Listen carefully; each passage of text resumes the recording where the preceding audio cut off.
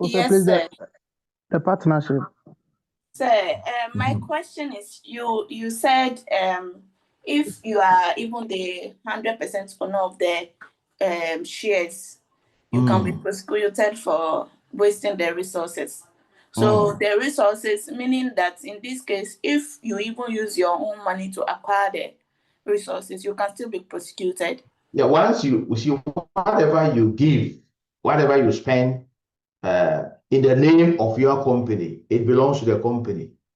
Okay. So if let's say that if you give your car, you form a company, you give your car, your personal car to the company, right? Right, and it is registered in the name of the company. It belongs to the company. It becomes your your capital, the additional capital, additional investment that you have made, right? So it's part of your equity in the company. So if later, after you have given it to the company, you try to abuse it. Okay, for example, you try to sell the car that is in the name of your company, that you sell it, right, without going through due process, right, you can be prosecuted. Wow. But that may be stealing. Wow. Yes, because you and your company are not one. Right? You and your company are not one. Unlike the sole proprietorship and maybe partnership. You and your company, what belongs to your company does not belong to you, but does not belong to you personally. That is not your personal property. Yeah, you may have access, it may belong to you legally, yes, because I've been the 100% sure it belongs to you, but you have to go through that due process. You can't say that it's my company, then so the company's money, you just go dip your hand in it and then use it anyhow. No. Okay, sir. Yes. Okay, somebody was also saying asking something. Hello, was Yes, somebody sir. saying something? Yeah. I wanted you to throw light on the partnership. No, so partnership, when you have two or more sole proprietors coming together to carry on business to make profit, then you have partnership, right? And normally you have the Partnership Act. You register it under, Partnership Act. Then you are into partnership business, and the agreement between the two of you, or maybe whatever, it will be whatever the number is, will be what you call partnership deed. It will spell out how you want to go about the partnership business. And the minimum number of sole proprietors that can form a partnership business is 2. The maximum is 20.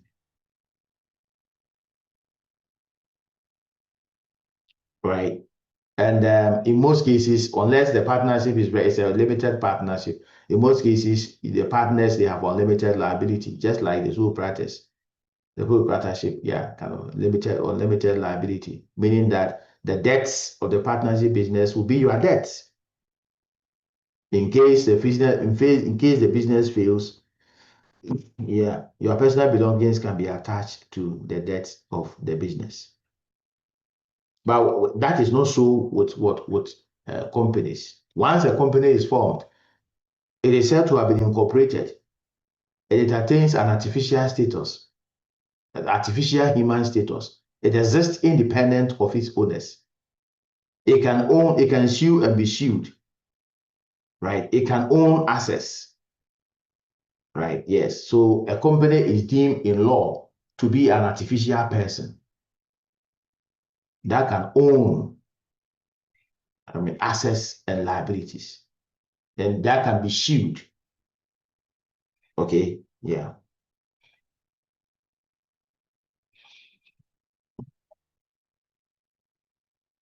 All right, so have I made myself clear? Yes, sir. Right. When you get the slides, we have a lot that have been provided about these things that you can read, especially those of you who have not studied business before. provided a lot of advantages and disadvantages and all that, comparison of partnerships and corporations. These are all there, right? You can read for your intellectual consumption, right? Okay.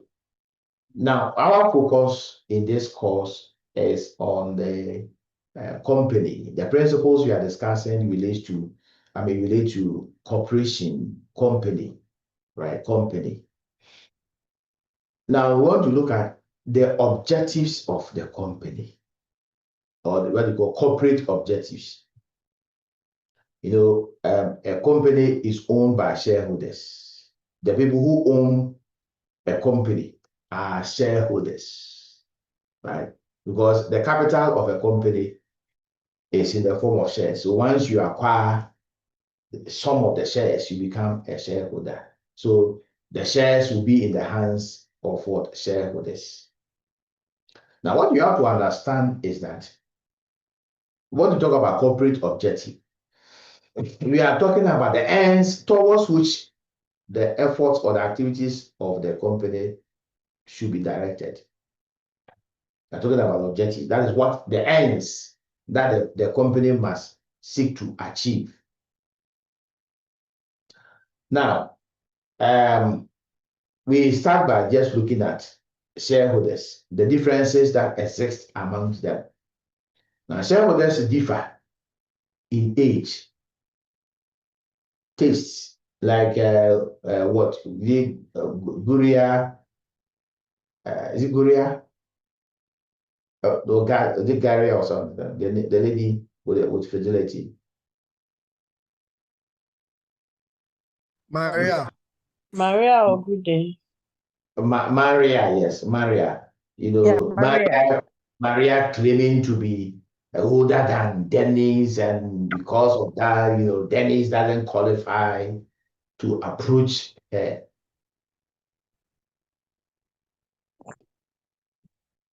I don't know whether Dennis agrees to this.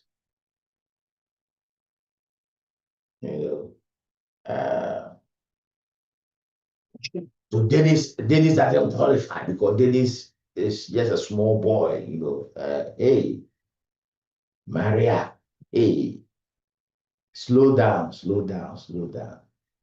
but Dennis is married, so I don't even know why it's even an option.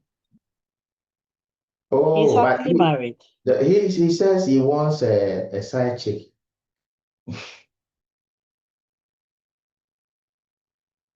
He says he's still open. We refuse that request.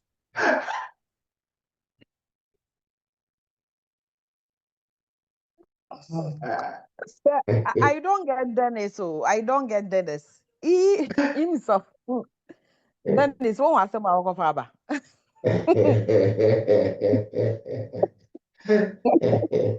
Don't worry, I'll go with Charlotte. Charlotte, what do you say? Then soon him say me mebule hinti me mfa ho ba. I see. Okay.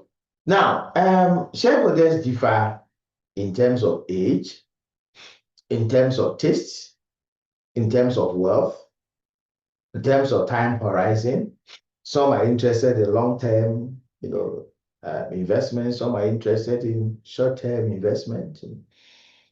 Risk tolerance, shareholders differ.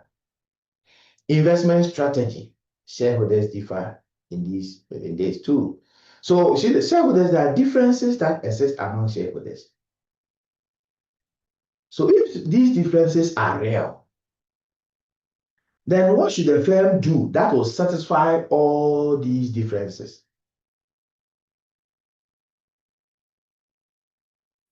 Right? The shareholders, each shareholders, they are different. They have different. And it's a lot of heterogeneity among the shareholders. So what should the firm do? What should be the focus of the firm, which will satisfy these shareholders in the midst of or in the presence of these differences? It's very difficult, right? It's very difficult to do that. However, there is one thing that naturally all the shareholders, despite their differences, they are interested in, and that is the maximization of their wealth.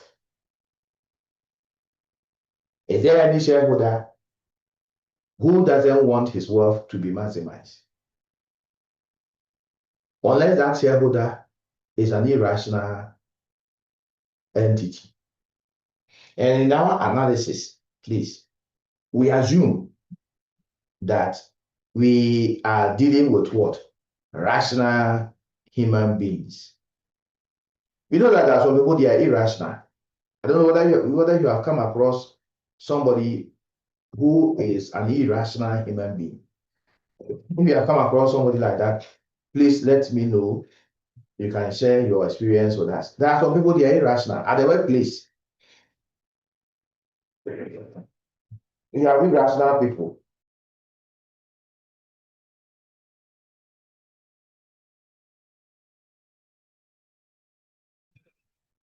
Right? You have irrational people at the workplace. Has anybody come across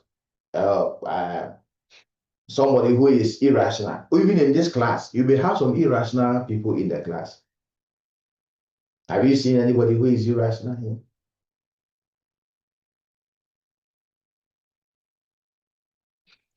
No, Okay. please.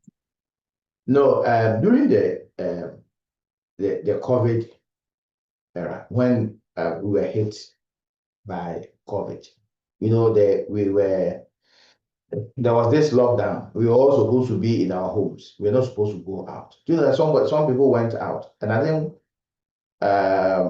one of them, when he was accosted by the police and asked him why, he was saying yes, he was out there to find out whether the lockdown order was being obeyed by the people. That is as an example of irrationality. Yes, sir. Yes, sir. During the COVID season, we were told that we were supposed to stay away from, one another, right? We are not supposed to touch, we're not supposed to hug, we're not supposed to kiss, but some people said no.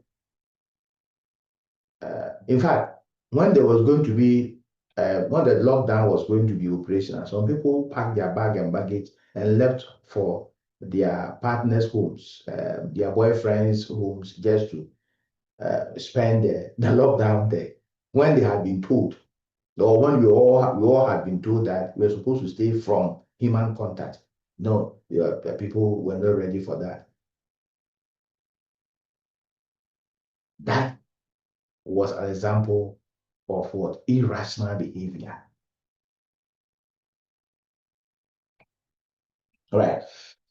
Now, in our analysis, we assume that we are all rational human beings. Okay. Now, if you are a rational being, then when we invest, what do we expect? We expect our our investment to grow. Is that not the case? Is that not the Yes, case? sir. Yeah. Yes, sir. Every rational investor want to see his investment grow or her investment grow. And so, it is believed that the natural financial objective of the firm should be to maximize the wealth of what? Shareholders. Because it doesn't matter whether we are old or young, whether we have whatever. We owe every rational human being, when he or she invests, we expect that the investment to grow. So if the person has put in 100 Ghana cedis, the person expects that the 100 Ghana cedis will grow to become, let's say, 1,000 Ghana cedis. Is that not the case? Hello? Yes, sir. Yeah. Yes, sir. It is believed that the objective of the firm should be what? To maximize the wealth of its shareholders.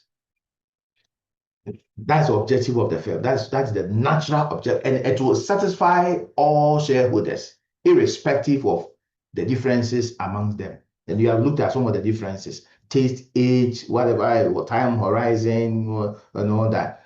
Despite these differences, there is one objective that cuts across, and that is what wealth maximization.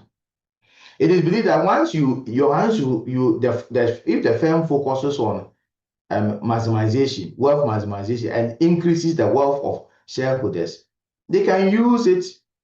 They can use the additional value that has been created for them. They can use it the way they want.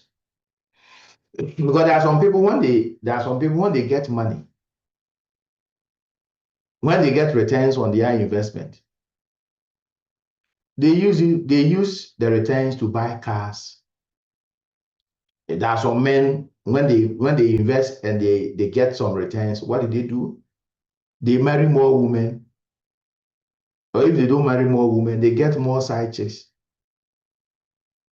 Some will use the money to drink, right? Some will use the money to travel, and so it is believed that once you create wealth for your shareholders, yes, let them have the wealth, and then they can use it whatever way that they want to use it. I mean, in practice, when the month ends and we are paid, we all have ways of spending our money. Maria, for example, when she gets her salary, half of women, when they get their salaries, they don't want to spend. Though. Hey, they will save. It's true. Very true. Yes. They will save. So I wouldn't be surprised that someone like Maria, she has a lot of money. Yet the money is just sitting there, just sitting there. Right, yes. Maria, somebody will say, come and remove your mouth.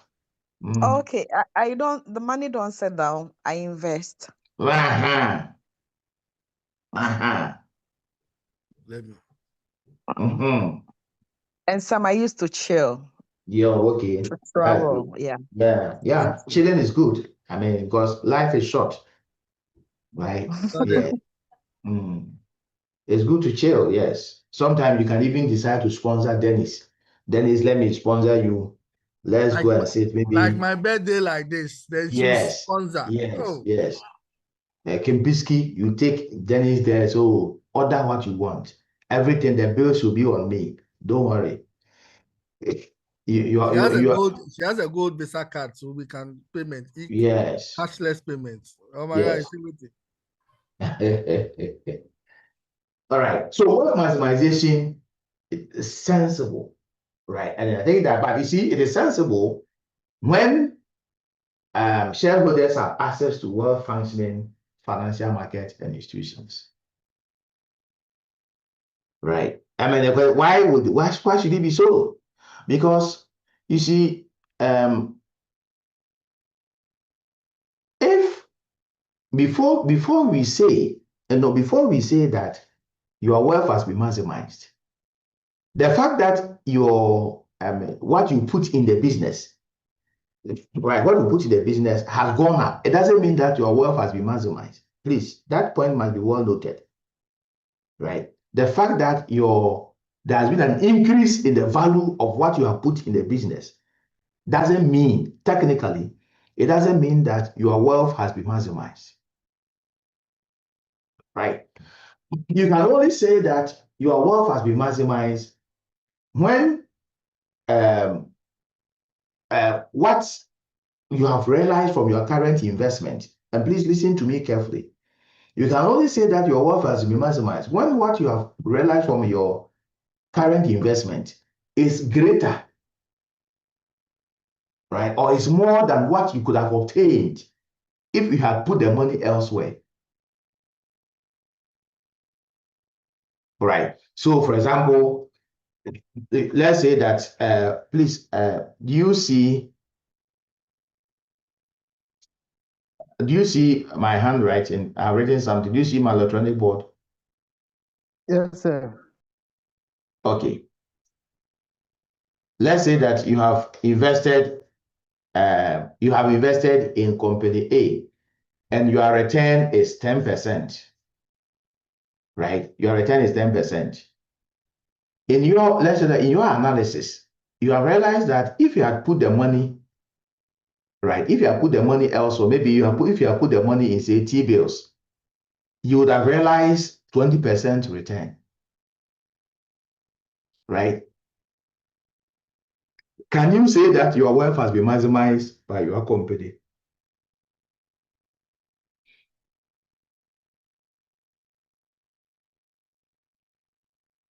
Can you say that your wealth has been maximized by your company? No, sir. Why?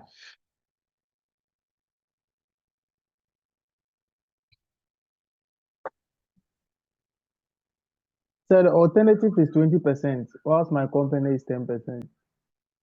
So what your company has given you is less than Yes, sir. what you could have obtained.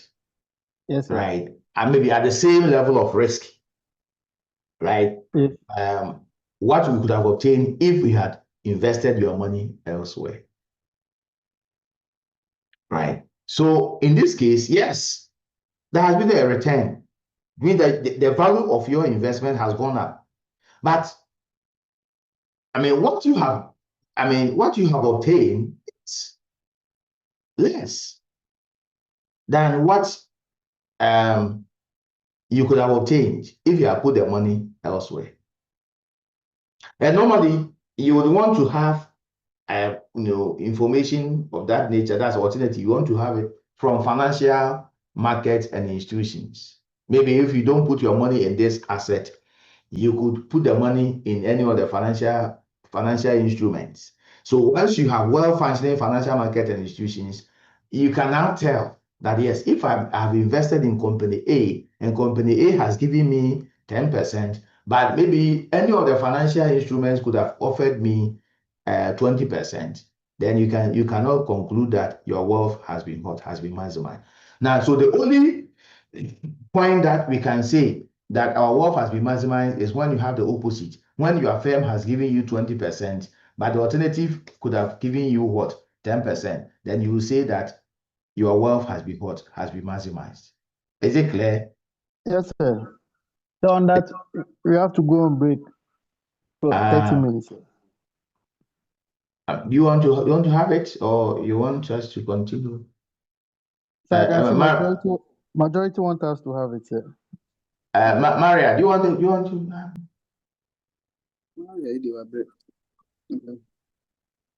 Maria, you want to have it? Sorry, please. I missed. Do you want us to continue, or Maria? Is everything okay? Are you attentive to the discussion, or you have a divided attention? Well, it appears you are. Are you at work? No, please, we can continue. Okay. Are you in your home? Yeah, with my kids. Okay. That's good. I thought you were on a mission. No, please. What they call what? Is this Salome? No, I don't do Salome. No, not at all. Okay. She likes to. She does Juliana.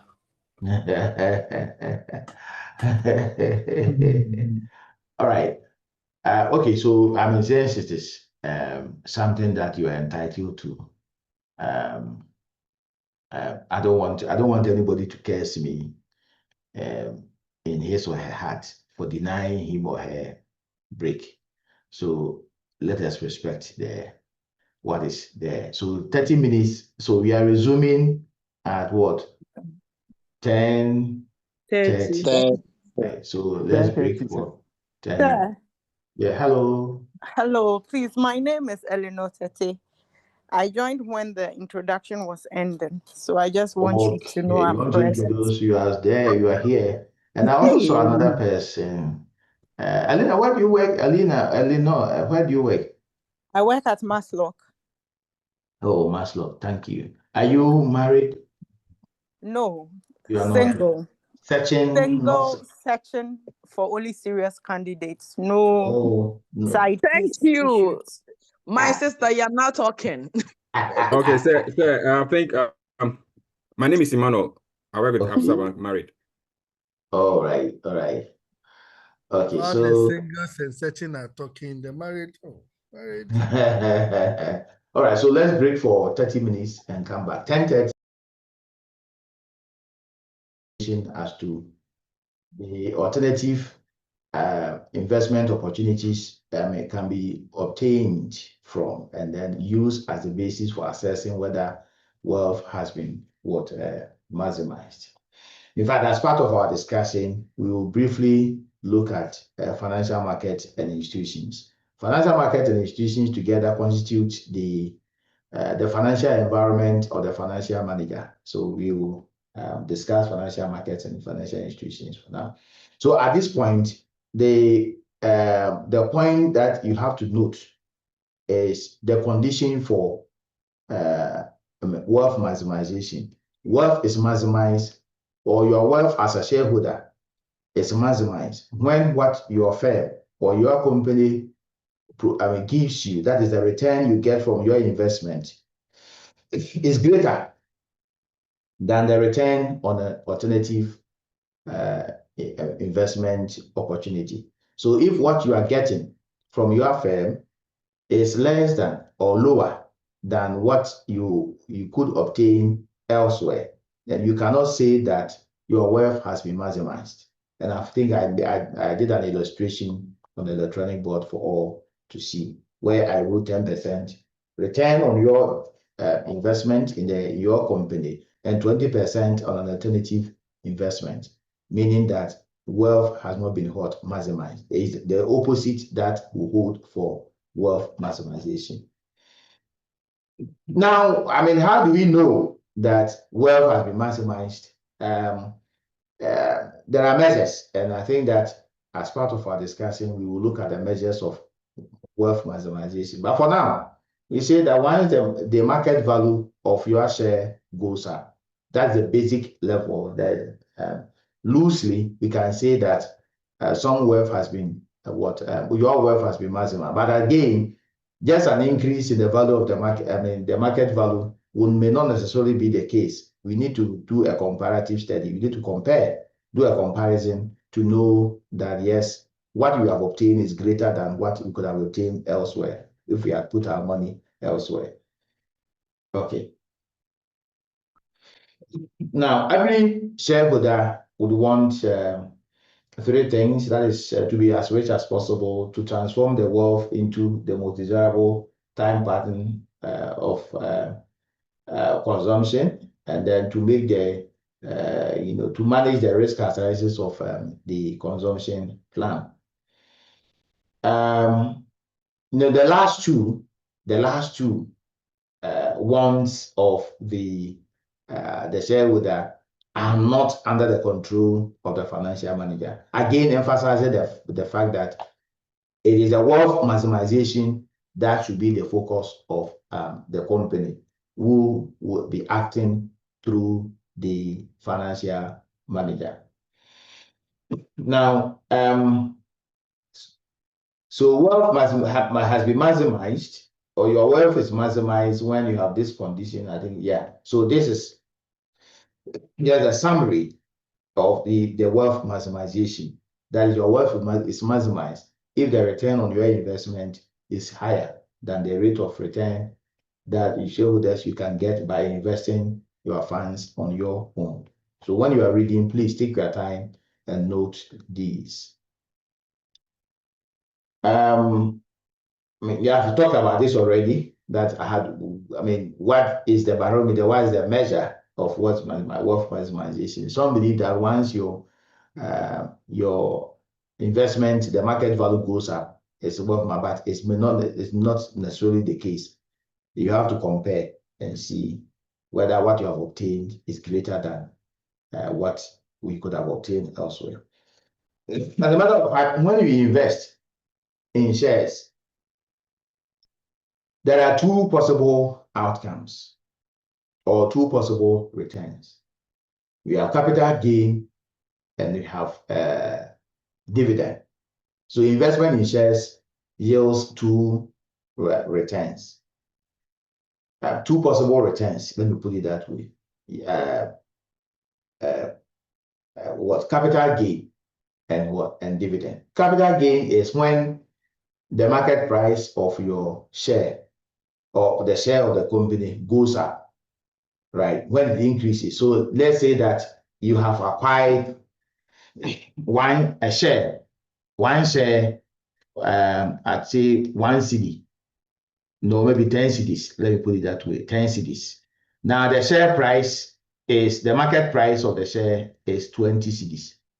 The difference will be your capital gain because you bought it you bought it at 10 cedis per share. Now a share is going for 20 cedis. So when you sell, if you decide to sell your shares now, you get 10 cedis, right? 10 cedis higher, or 10 cedis more than what you spent on the share. And that will be your capital gain, right? Capital gain. If the share price goes down, let's say to 5 cedis, and if you decide to sell, you will get a capital loss. Right. So capital loss is when the purchase price of the share is greater than the market price of the share. Then it means that you have a capital loss. Okay. Now dividend. When you invest in shares, dividend is your share of the profit that the board of the company, the board of directors of the company will pay you. There is that share of the profit that the board decides to give to you as a compensation for or a reward for investing in the company. Right. But you have to understand that it is not guaranteed. Dividend is not guaranteed. Dividend on ordinary shares is not guaranteed. In fact, we will discuss shares, right? And so let me hold on to that for now. We will discuss shares and you understand the types of shares and all that. We discuss shares, right? Now, there are three variables that directly affect shareholder wealth. One, the magnitude of cash flows accumulating to the company. Two, the timing of cash flows accumulating to the company. And three, the risk associated with the cash flows accumulating to the company. So these will affect the wealth maximization, right? They will affect the shareholder value. I've indicated that usually the share price of the firm is used to measure or to represent shareholders' wealth. And so if you want to know that your wealth has been maximized, you want to check what is the purchase price, what is the market price now, then you compare. If it has gone up, if the purchase price has gone up, then you see that some wealth has been created, right? So wealth has been maximized. But that is the basic way of or simplistic way of looking at wealth maximization.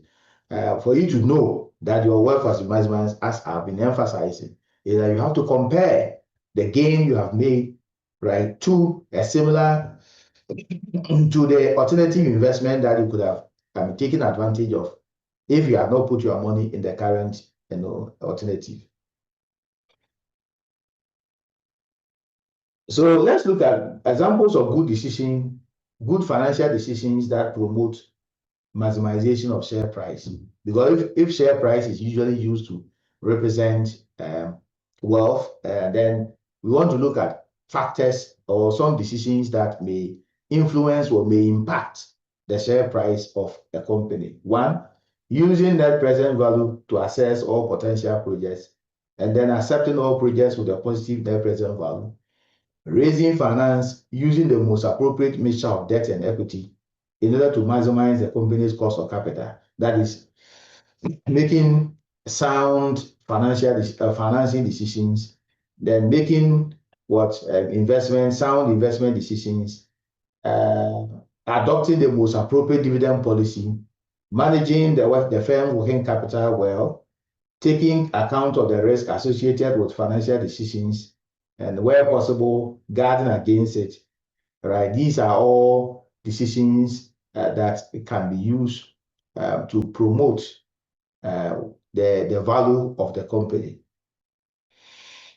So that is for the wealth maximization as the objective of the firm. And in fact, it is supposed to be the wealth maximization is supposed to be the natural objective of the firm.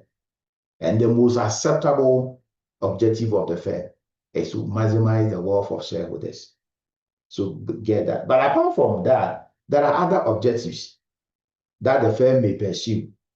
But as you will see, these objectives can all dovetail into the wealth maximization objective, which is the natural financial objective of the firm. And that is something that is universally accepted, right, as the objective of every company. So other objective, we have maximization of profits. The profits is a problem. This objective is a problem. And a firm cannot exist here to maximize its profit. Because profit is not well defined in the first place. It's not easy to define profit, because if you send two auditors to one company and ask them to ascertain the profit of the company for a particular financial year, they are likely to report different profit values, right? Yes. And you see, sometimes in an attempt to maximize your profit, you may cut back expenditure that under normal circumstances you should make. Because why are you cutting back? You cut back because you want to reduce your expenses in order to increase your profit, or increase your profit. And some expenses, if you avoid them today, they may bite you in the future. For example, in our bid to increase profit for this financial year, if there's a need for us to do a routine maintenance of our production system, we may decide not to do it, because by doing it, we are going to pay money, and that will eat into our profit. And we have a profit target, so we don't want to do. We are deferring that. It may be that next year, before you are aware, the entire production system is on its knees. It's down. In fact, if some can even break down beyond, repairs, it cannot be repaired. It's damaged completely. All because when it was time for you to maintain, you did not, because we were trying to cut back on what expenditure or expenses, and that may not augur well for the organization, right? So, maximization of profits may lead to a lot of problems for the firm. Apart from that, we're also seeing that it's even difficult to know what profit is, right? And to measure for what period. There's uncertainty over the time scale over which profit should be measured, and also profit usually does not account for risk, right? Especially accounting profit, it doesn't account for risk. But notwithstanding the challenges or the deficiencies associated with profit maximization as an objective of the firm, it is still relevant, because you cannot say that you are maximizing the wealth of your shareholders without making profit. Profit has a signaling effect. When a firm makes profits, and especially the gargantuan one, it sends a signal to the investor community and the outside world that the firm is doing well, and it may attract potential workers, employees, may also attract potential investors, because a firm that is doing well, it is a good destination for investment. Now, apart from profit maximization, there are other objectives. We have maximization of sales. A firm may decide that, well, my focus is on maximizing sales, selling more, right? But you see, this objective, that is, maximization of sales, can be a short-term objective, but it can have some negative consequences. One, over trading. In an attempt to sell, to maximize your sales, you may sell more than you are supposed to, and that may lead to what we call over trading. And with all the undesirable consequences. Okay. Sometimes in an attempt to sell more, you may engage in wrong pricing. For example, you may do what we call sales promotion. Sales promotion. So you reduce the price of the product or the service that you're offering. Now, if you keep doing this, all right, it will have some psychological effect on your target market. Because why is it that some clients or some potential customers will ask themselves, or some customers will ask themselves, why is it that this firm every year it reduces the price of its service or the price of its product? Could it be that the product is not getting the needed patronage, or the product is substandard? That is why every year the price goes down. The price goes down. Some customers may be asking themselves, because sometimes price can be used to signal quality.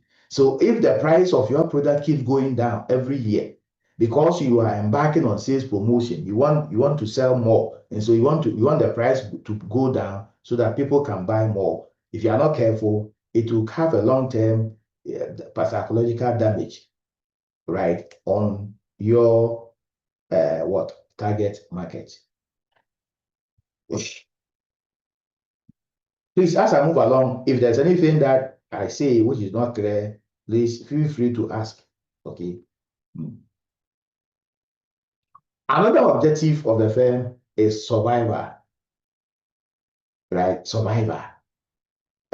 But it is not a good objective, right? It's not a good objective. Why do you want to survive? You must live, even at a personal level.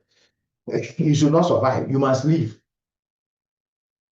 right? Like you must live, like what Dennis is doing. Dennis is living.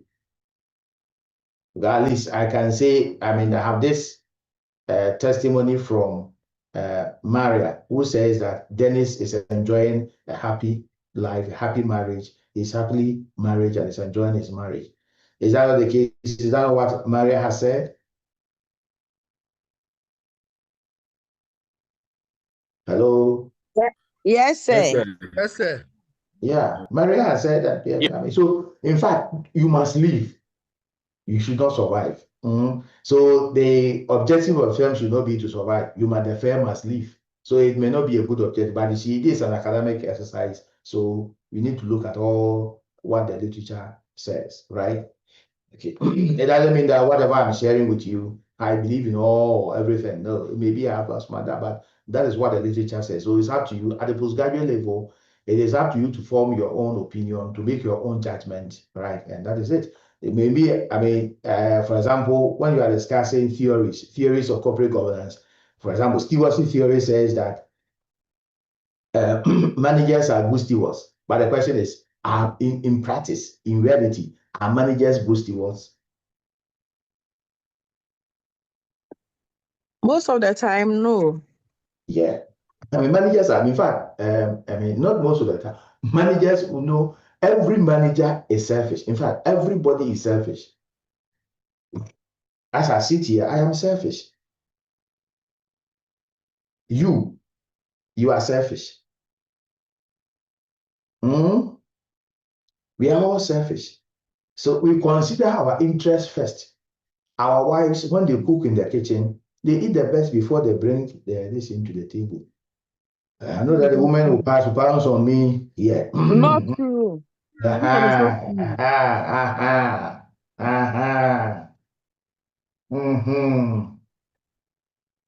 They will deny. Okay? Yes. So everybody is selfish. Everybody is selfish. Right? But you see, some people are too selfish. That's what matters. Right? Yes. Some people are too selfish. A story is told of a gentleman who was dating a lady. He boarded a trotro with the lady, paid his fare, and left the ladies. If you were the lady, what would you have done? The man is chisel.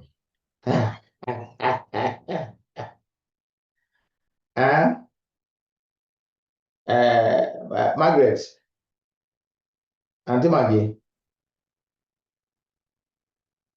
It's Sir, my if you were dating a guy, you boarded a trotro, the guy he paid his fare and left yours. If you were, what would you it's a red flag. what red flag? If the man wants you to be independent. Oh no, this is the total No, but sir, red flag. there are certain things that he's supposed to do without the lady even requesting. So paying of fares, unless you don't have, that the lady, if the lady is the one to pay, she will pay for the two of you. So why would you the man rather pay for himself and leave the lady? No, the point is, the man wants to train you to be independent financially. No, this one Not there, in, no. not in this. No, this one there, this doesn't show that you're independent. This tells me that you'll be selfish, you'll be stingy. That's the relationship. Huh? The No, but end of the relationship. why should this Yeah, tool drop you. why would you drop the guy? Oh no, Oh, this tells me that there's no future between the two of us. yes, Huh? There's no future. Why? You won't be able to make sacrifices for me. Mm, when you enter into relationship, always you will be giving you excuses upon excuses. I don't have money. Women, we are very hardworking. Hey. All right. So you see, stewardship theory says that managers are good stewards. Does it mean that in reality managers are good stewards? No, but that's what the theory says. So when you are studying corporate governance, you come across it. It doesn't mean that you believe in it. No, you may not believe in it, but that is what you must learn, right? So you should not survive, please. You must leave, right? The firm should not survive. So the survivor may not be a good objective of the firm. You must leave, right? Yes. Social responsibility is also another object, but that one cannot be the main objective of the firm. And I believe that as part of your program, you have gone through social responsibility, so I don't want to bore you. I mean, the corporate social responsibility, you have learned that it's made up of 4 main responsibilities, right? What are they? Economic responsibility,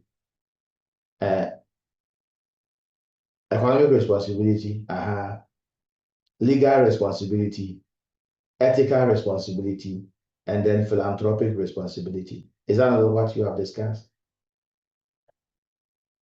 Or you are yet to discuss? Yes, Prof. You are yet to discuss it, right? So it is that yes, the firm has the objective. One of the objectives of the firm will be corporate social responsibility, which entails the firm operating, ethically, economically, legally, and then philanthropically, responsible, right? Yes. Making sure that it discharges the 4 responsibilities. And you have learned that when a firm can discharge this economic responsibility, employing people, paying them well, blah blah blah, will be enough, or will be sufficient condition for discharging the economic responsibility. Legal, operating within the framework of the law, yes. Ethically, yes, ensuring that the firm operates in a way that is acceptable within the community, within the society it finds itself in. Then philanthropy. Philanthropy, that is an act of benevolence, right? Doing something for the benefit of others. So, for example, construction of schools, roads for the community, offering scholarship to brilliant but needy students, right, within the community or within the catchment area. Yeah, all part of the philanthropic responsibility. So once the firm does these things, so these are well explained in the material that when you get, you can understand. Now, we want to turn our attention to, we have said that the financial environment of the financial manager is, in fact, the environment of the financial manager is the financial environment. And it is made up of, this environment is made up of financial markets and financial institutions. So the two put together constitute the financial environment of the financial manager, right? So we have the financial markets. So we want to turn our attention briefly. We are not going into details. We want to just know what financial markets and financial institutions are, right? Because there is not a finance class. There's a corporate governance, but at least you must have an appreciation of financial markets and financial institutions. Now, when in fact, financial managers interact with the financial environment made up of markets and institutions. Now, when financial managers interact with their financial environment and with their financial markets and institutions, they perform three tasks. And I want you to note these three tasks. That when the financial manager interacts with its environment, he or she performs three tasks. One, to raise funds to finance the activities of his or her company. Two, to sell funds when his or her company has surplus funds. And three, to manage risk. So the financial manager enters financial markets or financial institutions to perform three tasks. One, to raise funds. Two, to sell funds. Three, to manage risk. Please note these things down in your own interest.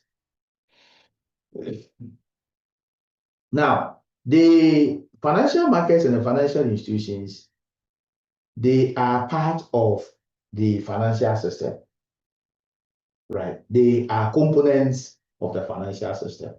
The question that arises is, what is the financial system?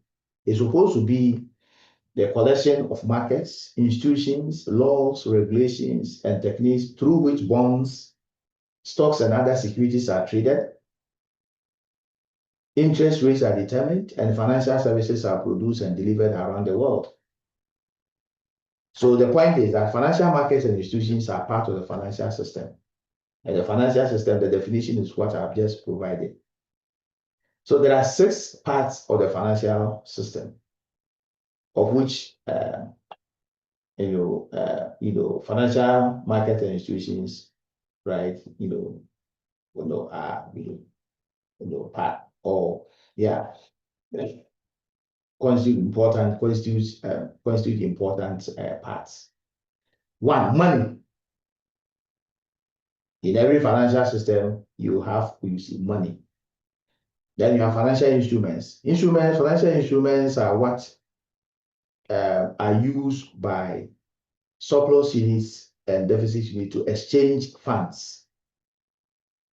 Examples of financial instruments, you can talk about T-bills, shares, bonds, commercial paper. These are all financial instruments because we use them to move funds from one end of the economic spectrum to another. There are channels for, moving funds from one economic end to another. The instruments. Then the market, there are structures for funds to be traded. Then the financial institutions, yes, they are entities that engage in what we call financial intermediation. They go between surplus units and deficit units in the financial system. Now, who are surplus units? Surplus units are those who earn more than they spend. Their incomes are more than their expenditure or their expenses. They are surplus units, saving surplus units, surplus units for short. Then saving the deficit units, they spend more than they earn. They are deficit units. They spend more than they earn. Now, through financial markets and financial institutions, the surplus funds of surplus units get to deficit units. Then you have government agencies and your central bank. These are all parts of the financial system. And if you get the notes, I think the explanation have been provided there. Now, if you look at financial markets, there are types of financial markets. And in fact, there are ways of classifying financial market. There are ways of classifying financial. But for example, we have fixed income markets, also called bond markets. We have money markets. You have commodities markets. You have foreign exchange markets. That is the market for the exchange for exchange rate determination. That is converting one currency into another. You have derivatives markets, yes, where risk, some risk, for example, interest rate risk, exchange rate risk, they can be traded, they can be managed using derivatives, financial derivatives, swaps, options, and all those things, right? Okay. Now, apart from these types of, in fact, we can put all financial markets into two categories.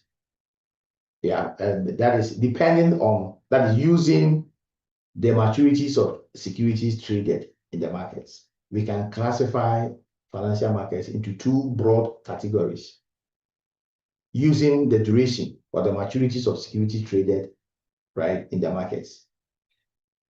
So we have money markets and we have what?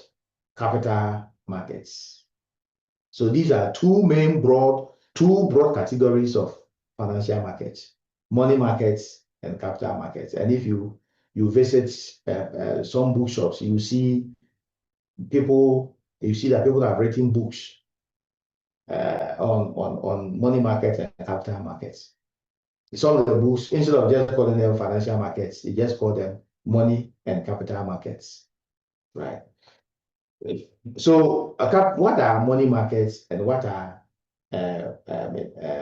capital markets?